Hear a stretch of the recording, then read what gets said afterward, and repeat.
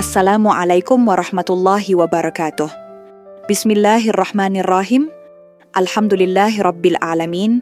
Asyhadu an la ilaha illallah wa asyhadu anna Muhammadar Rasulullah. Rabbi shrah li syadri wa yassir li amri wahlul 'uqdatam min lisani yafqahu qawli. Bunki sangat menyukai sejarah. Karena itulah Bunki hadir melalui kanal ini, Bunki Storyland. Tepat sekali kalau kali ini Bunki kisahkan tentang seorang sejarawan Muslim, Ibnu Hayyan, sang penjaga sejarah Andalusia.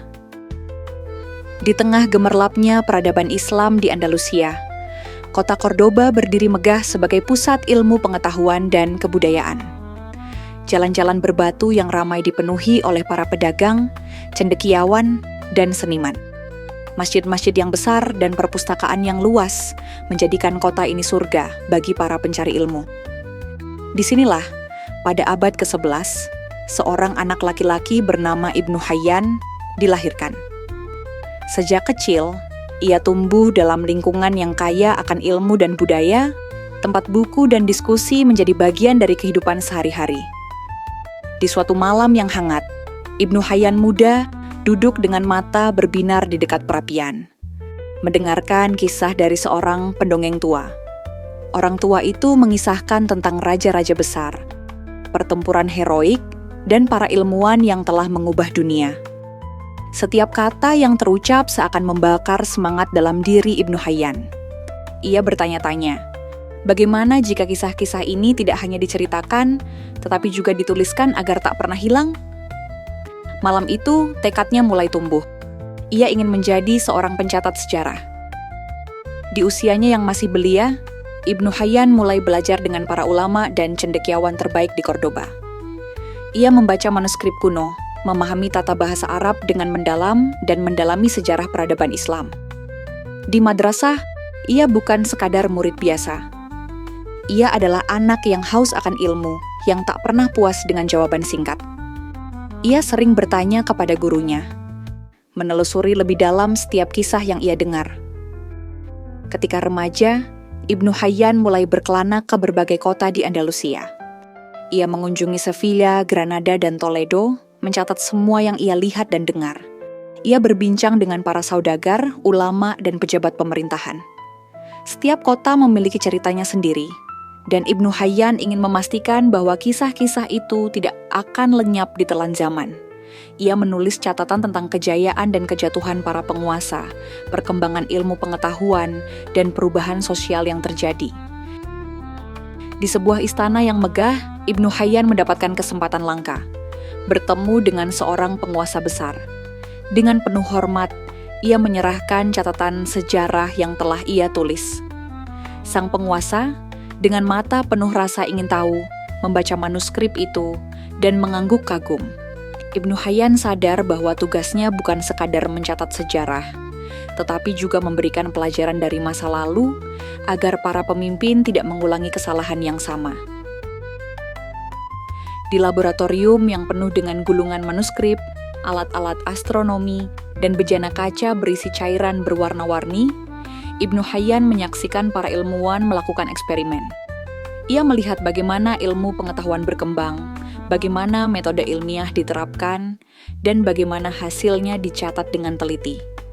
Dengan pena di tangan, ia mencatat semuanya.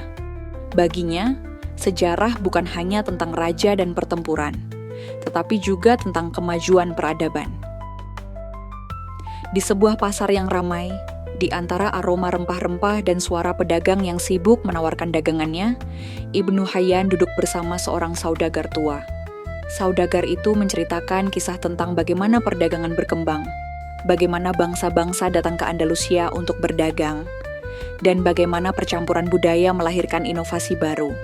Ibnu Hayyan mendengarkan dengan saksama, menulis catatan di papirusnya, memastikan bahwa suara orang-orang biasa juga akan terdengar dalam sejarah. Di ruang studinya yang dipenuhi buku dan gulungan manuskrip, Ibnu Hayyan menulis tanpa lelah. Ia mengumpulkan berbagai sumber, menyusun catatan-catatan perjalanannya, dan merangkai peristiwa-peristiwa menjadi satu kisah besar. Ia tahu bahwa pekerjaannya ini sangat penting. Dengan tinta yang mengalir di atas kertas, ia menuliskan sejarah Andalusia. berharap bahwa generasi mendatang dapat belajar dari masa lalu. Di sebuah perpustakaan besar dengan rak-rak tinggi yang dipenuhi buku, Ibnu Hayyan duduk bersama para cendekiawan lain. Mereka membahas berbagai teori, mengkritisi catatan sejarah, dan berbagi pengetahuan. Diskusi ini bukan hanya tentang mengingat masa lalu, tetapi juga memahami bagaimana sejarah dapat membentuk masa depan. Setiap argumen, setiap pemikiran yang mereka bagi, menjadi bagian dari warisan intelektual yang terus berkembang. Di hadapan sekelompok murid dan cendekiawan, Ibnu Hayyan berdiri dengan penuh percaya diri. Ia membuka gulungan manuskripnya dan mulai berbicara. Dengan suara yang jelas dan penuh semangat, ia menyampaikan kisah-kisah dari masa lalu, mengajarkan tentang kejayaan dan kejatuhan peradaban. Para pendengar menyimak dengan penuh perhatian, mencatat dan merenungkan setiap kata yang ia ucapkan. Ia tidak hanya seorang pencatat sejarah, ia juga seorang guru yang menginspirasi. Seiring bertambahnya usia, Ibnu Hayyan duduk di ruang kerjanya yang sunyi, memandangi kota dari jendela. Ia telah menulis banyak buku, mencatat berbagai peristiwa penting, dan berbagi ilmu dengan banyak orang.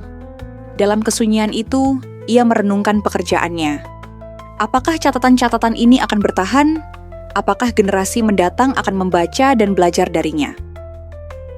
Meski banyak pertanyaan muncul, ia merasa puas. Ia telah menjalankan tugasnya sebagai pencatat sejarah.